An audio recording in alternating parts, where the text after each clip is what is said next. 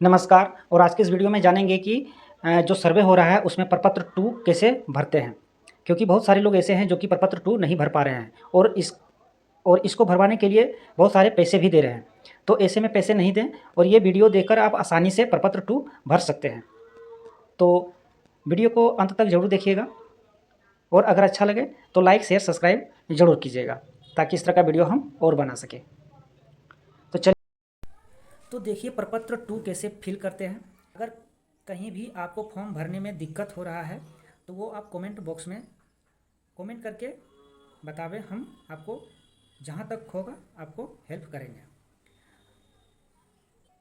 तो देखिए प्रपत्र 2 कैसे भरते हैं। सबसे पहले देखिए प्रपत्र यहाँ पे 2 दिया हुआ है। अब यहाँ पे दिया हुआ है रैयत द्वारा स्वामित्व धारित भूमि की स्वघोषणा हेतु प्रपत्र, ठीक है।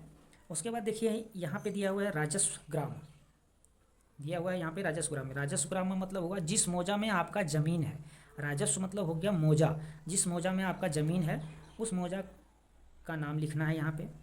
थाना नंबर देखिए यहाँ पे दिया हुआ है। थाना नंबर अगर आप नहीं जानते हैं तो जो ऑनलाइन रसीद कटाते हैं उसमें थाना नंबर दिया हुआ रहता है, वहाँ से देखकर आप थाना नंबर को भर सकते हैं या फिर ऑनलाइन से भी देख सकते हैं। उसके बाद यहाँ पे हल्का नंबर अगर जानते हैं तो भरिए, अगर नहीं जानते हैं तो कोई बात नहीं है, हल्का नंबर भी आप इंटरनेट से निकाल सकते हैं। उसके बाद देखिए यहाँ पे पुलिस थाना दिया हुआ है, तो आपका थाना कौन सा है वो डालना है, अंचल कौन सा है वो डालना है, किस जिला में आपका ज़मीन है वो डालना है, ठीक है। यहाँ तक तो आपको कोई दिक्कत नहीं होना चाहिए। उसके बाद देखिए यहाँ पे दिया हुआ है रैयत का नाम एवं पिता का नाम। तो रैयत का मतलब हो गया जिसके नाम से ज़मीन है उसका नाम यहाँ पे डालना है। उसके बाद उस जो रैयत है उसका कितना बेटा है यानी कितने हिस्सेदार हैं, वो हिस्सेदार का नाम यहाँ पे आपको डालना होगा। जैसे 4 हिस्सेदार हैं, 5 हिस्सेदार हैं तो सारा का नाम लिखना है। अब एक फॉर्म में एक चीज़ और दिया हुआ है अंश। तो जैसे 4 हिस्सेदार है उसका भी तो पुत्र होगा, अंश मतलब होता है हिस्सा। तो जो 4 हिस्सेदार है जैसे यहाँ पे हो गया राम, लक्ष्मण, शत्रुघ्न, भरत, शत्रुघ्न, ठीक है। तो राम का जो पुत्र है वो अंश हो गया, ठीक है। यहाँ पे जो लक्ष्मण का पुत्र हो गया वो अंश हो गया, ठीक है। उसके बाद यहाँ पे जो भरत का है पुत्र वो अंश हो गया, उसको डालना है। उसके बाद फिर ये जो चारों हिस्सेदार है उसके पिताजी का नाम क्या है वो यहाँ पे डाल लीजिएगा, ठीक है। ये फॉर्म ये यहाँ पे कंप्लीट हो गया, इसमें तो कोई दिक्कत नहीं होना चाहिए। उसके बाद देखिए अस्थाई पता दिया हुआ है। अस्थाई पता में वो पता डालना है जहाँ पे आप अभी रह रहे हैं वर्तमान में, ना कि वो पता डालिएगा जहाँ आपका ज़मीन है। वो तो यहाँ पे डाला हुआ है खुद से कि यहाँ पे देखिए खाता खाता नंबर जो रसीद होता है उसमें दिया हुआ रहता है, या तो फिर आप नहीं जानते हैं तो कंप्यूटर से अगर कभी आप रसीद कटाए होंगे तो उसमें सब दिया हुआ रहता है।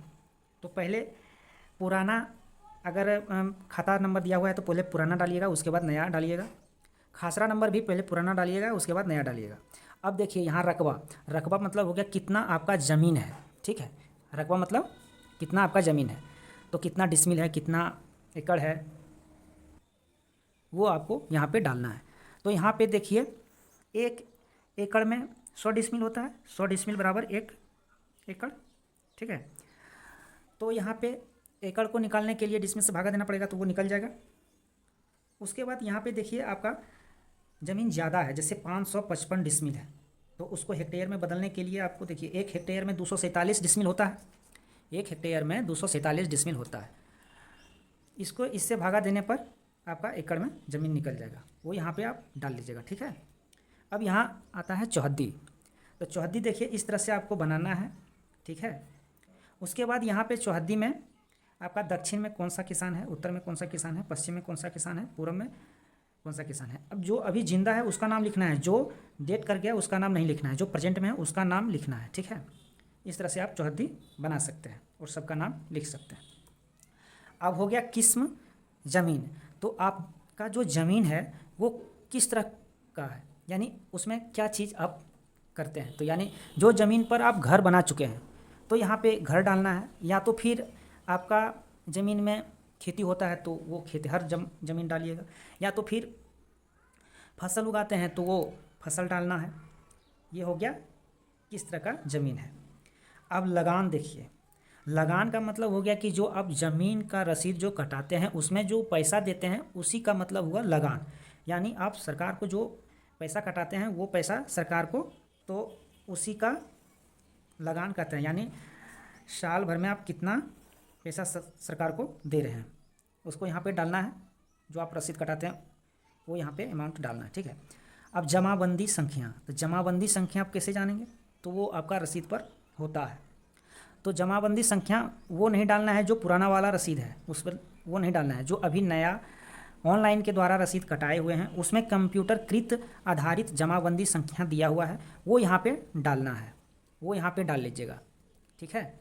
अब यहाँ हो गया भूमि पर दावा का आधार, यानी आप जिस ज़मीन पर आप दावा कर रहे हैं वह किस आधार पर आप दावा कर रहे हैं। यानी आप वो ज़मीन कबाला में लिए हैं या खतियानी ज़मीन है या तो फिर दान में मिला हुआ है, किस तरह का ज़मीन है वो यहाँ पे दर्शाना है आपको, ठीक है। वो यहाँ पे दर्शा लीजिएगा। उसके बाद देखिए यहाँ अभियुक्त है ना। अभियुक्त का मतलब हुआ कि आपका जो ज़मीन है उस पर कहीं कोई केस फौजदारी तो नहीं चल रहा है, या तो फिर वो ज़मीन पर कोई झगड़ा तो नहीं चल रहा है, या तो वो ज़मीन कोई आपसे बलजबरी तो नहीं ले लिया है, वो यहाँ पे लिखना है। अगर नहीं कुछ है, अगर सब सही है तो नो यहाँ पे लिख दीजिएगा, ठीक है, यहाँ पे नो लिख दीजिएगा। उसके बाद यहाँ तक कंप्लीट हो गया। यहाँ तक तो हमको लगता है कि कोई तरह का दिक्कत नहीं होना चाहिए, ठीक है। बाद देखिए यहाँ पे स्थान दिया हुआ है, यहाँ पे आप स्थान डाल लीजिएगा, यहाँ पे मोबाइल नंबर डाल लीजिएगा, यहाँ पे कौन सा तिथि में ये फॉर्म फिल करके दे रहे हैं वो यहाँ पे डाल लीजिएगा। उसके बाद देखिए आधार नंबर जो है वो ज़रूर डालिएगा, ठीक है। आधार नंबर और मोबाइल नंबर डालना बहुत ज़रूरी है, क्योंकि अभी सरकार जो सर्वे हो रहा है वो मोबाइल नंबर और आधार नंबर से ज़मीन को जोड़ दे रही है, ठीक है। उसके बाद यहाँ पे देखिए रैयत का हस्ताक्षर, यानी जिसके नाम से ज़मीन है अगर वो नहीं है तो जो भी अभी मतलब दावेदार हैं वो यहाँ पे अपना हस्ताक्षर कीजिएगा, यानी यहाँ पे अपना सिग्नेचर कर देना है। ये रहा सारा प्रपत्र 2 का फॉर्म भरने का तरीका। चलिए आज के इस वीडियो में बस इतना ही। अगर वीडियो अच्छा लगे तो लाइक शेयर सब्सक्राइब ज़रूर करें दोस्तों, क्योंकि आपका एक लाइक मुझे इस तरह का वीडियो बनाने के लिए बहुत मोटिवेट करता है। टाइम देने के लिए धन्यवाद दोस्तों, मिलते हैं अगले वीडियो में।